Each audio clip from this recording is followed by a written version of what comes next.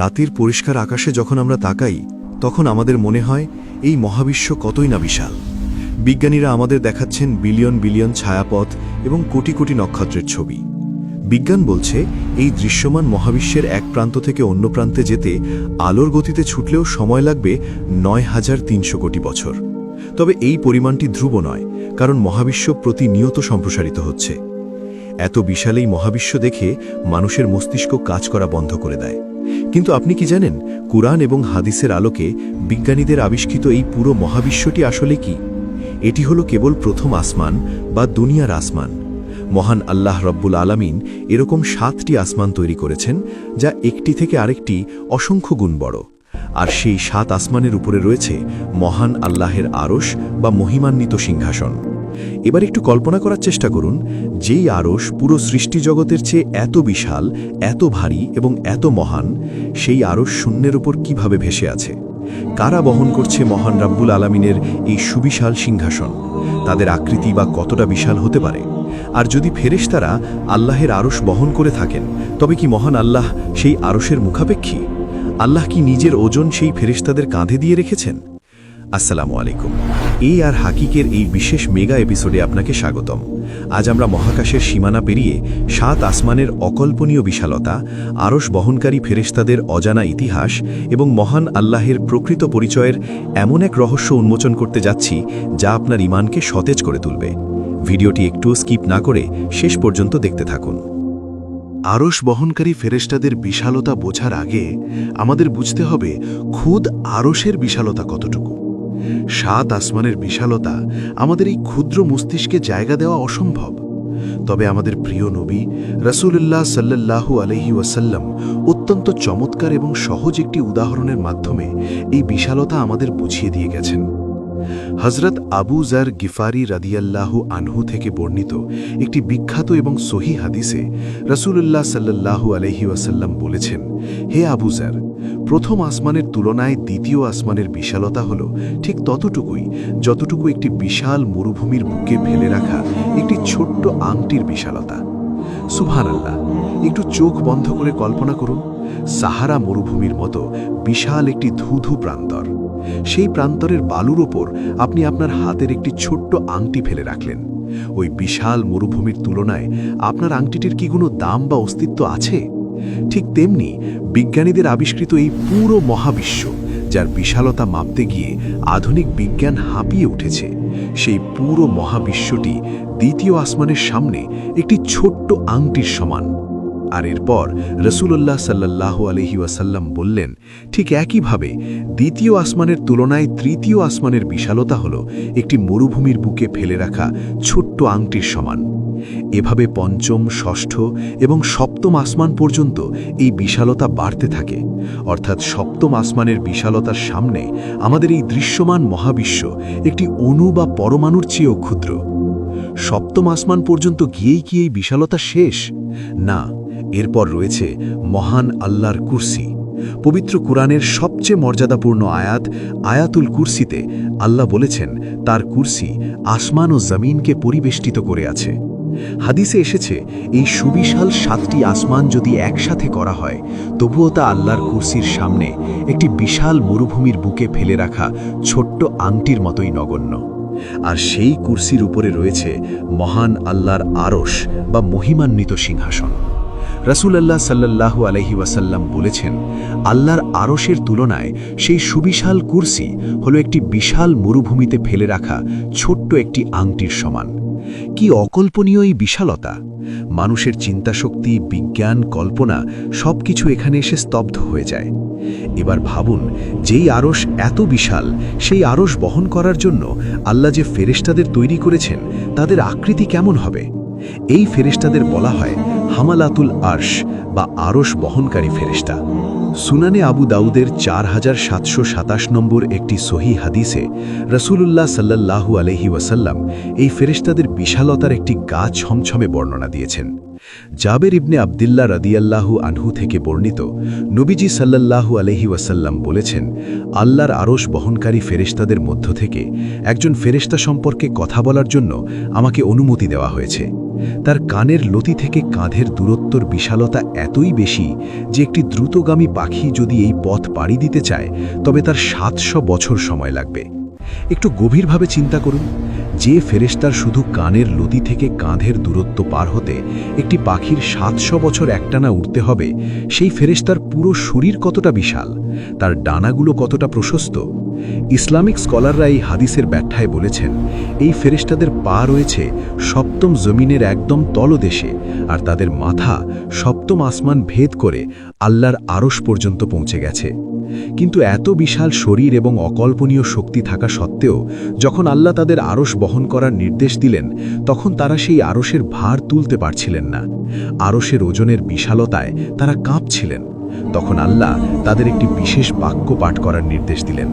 আল্লাহ তাদের বলতে বললেন, লা হাউলা ওয়ালা কুওয়াতা ইল্লা বিল্লাহ, অর্থাৎ আল্লাহ ছাড়া কোনো শক্তি বা ক্ষমতা নেই। যখন ফেরেশতারা এই বাক্যটি পাঠ করলেন, তখন আল্লাহর অসীম রহমতে তারা সেই সুবিশাল আরশ নিজেদের কাঁধে তুলে নিতে সক্ষম হলেন। এখন সাধারণ মানুষের মনে একটি স্বাভাবিক কিন্তু ভয়ঙ্কর প্রশ্ন আসতে পারে। প্রশ্নটি হল, মানুষের রাজারা যেমন তাদের সিংহাসনে বসেন এবং তাদের প্রজা বা দাসেরা সেই সিংহাসন বহন করে, মহান আল্লাহ কি ঠিক সেভাবেই আরশের উপর বসে আছেন? ফেরেশতারা কি আল্লাহর ওজন বহন করছেন? আল্লাহ কি তাহলে ওই আরশ বা ফেরেশতাদের মুখাপেক্ষী?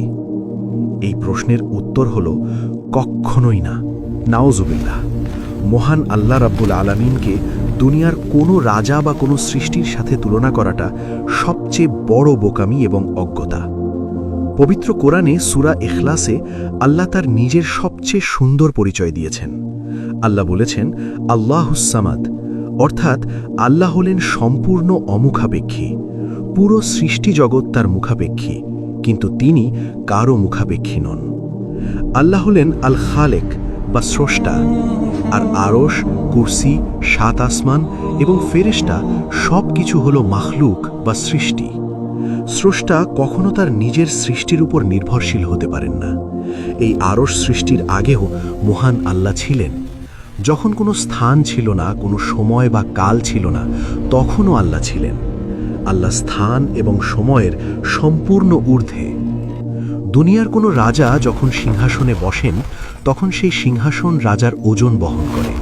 সিংহাসন ভেঙে গেলে রাজাও মাটিতে পড়ে যাবেন, কারণ রাজা মাধ্যাকর্ষণ বল বা গ্র্যাভিটির কাছে বন্দী। কিন্তু মহান আল্লাহ কোনো মাধ্যাকর্ষণ বা কোনো বিজ্ঞানের নিয়মের অধীন নন। তিনি নিজেই এসব নিয়ম তৈরি করেছেন। তাই ইসলামিক আকীদা বা বিশ্বাস হল, আল্লাহ আরশ নিজের ওজনের জন্য বা বিশ্রামের জন্য তৈরি করেননি। আরশ আল্লাহকে বহন করে না, বরং আল্লাহ তার অসীম কুদরত এবং ক্ষমতা দিয়ে সেই আরশকে ধরে রেখেছেন। তাহলে আরশ বহনকারী ফেরেশতারা আসলে কি বহন করছেন? ফেরেশতারা মূলত আল্লাহর নির্দেশ এবং তার বিশালতার প্রতীক বহন করছেন। এটি আল্লাহর কোনো প্রয়োজন নয়, বরং এটি হলো ফেরেশতাদের জন্য একটি ইবাদত। আরশ হল সমগ্র সৃষ্টি জগতের উপর আল্লাহর রাজত্ব, তার মহত্ব এবং তার প্রতাপের সবচেয়ে বড় নিদর্শন। ফেরেশতারা সেই নিদর্শন বহন করে আল্লাহর পবিত্রতা এবং প্রশংসা ঘোষণা করছেন।